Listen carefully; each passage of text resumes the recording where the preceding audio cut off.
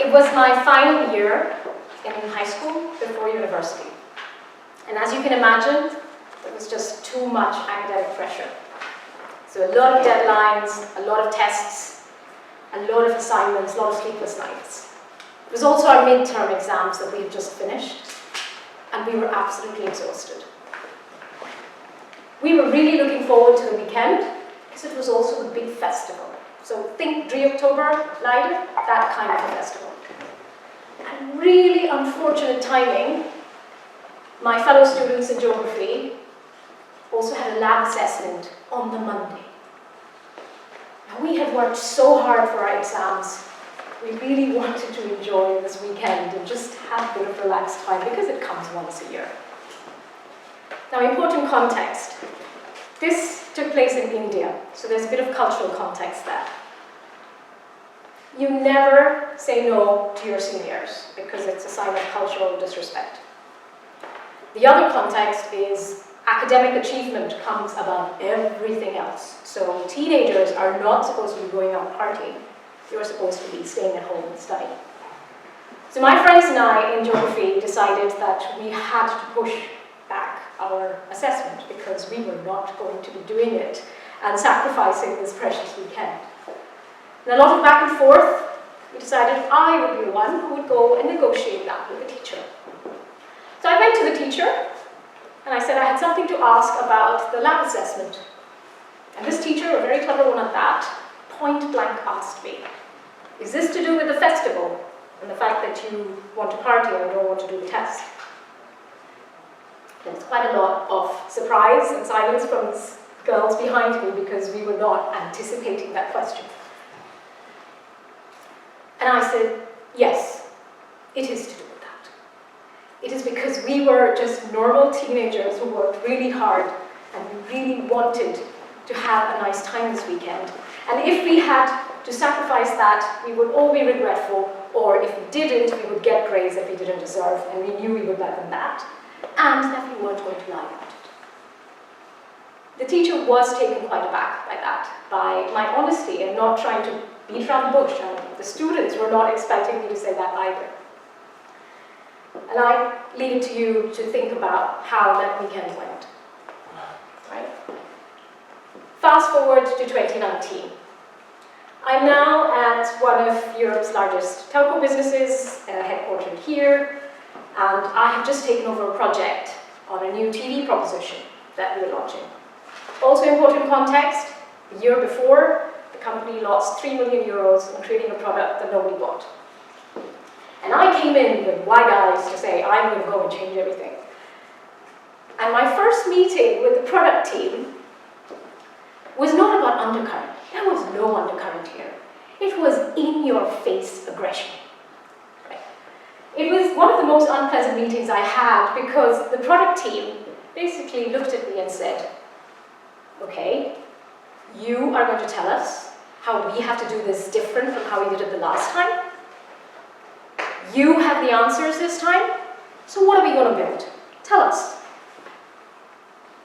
You can imagine in that situation when there's so much, let's say, negative energy, it is very difficult to respond with anything except what I said. I said, I don't know.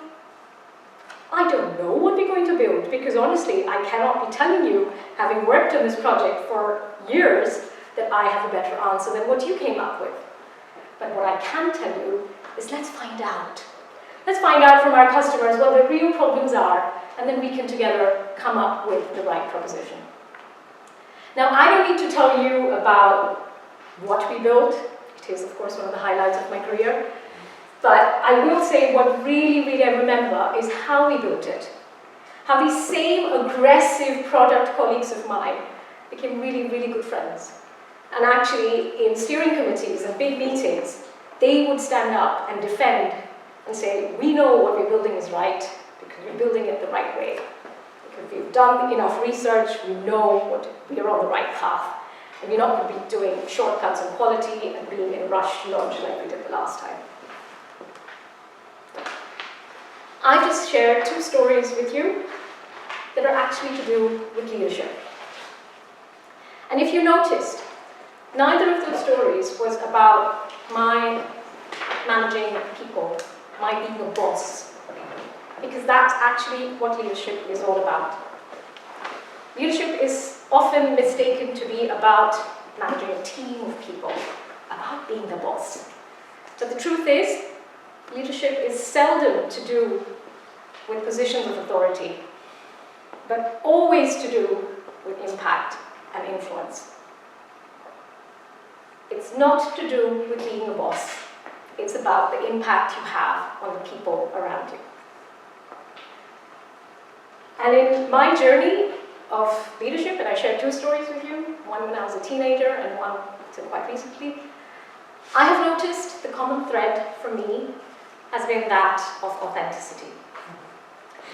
And in my experience, I have basically experienced three things which really make up an authentic leader. Number one, I have very strong grounded values. So that kind of define who I am. So it's this moral compass that guides me every step of the way.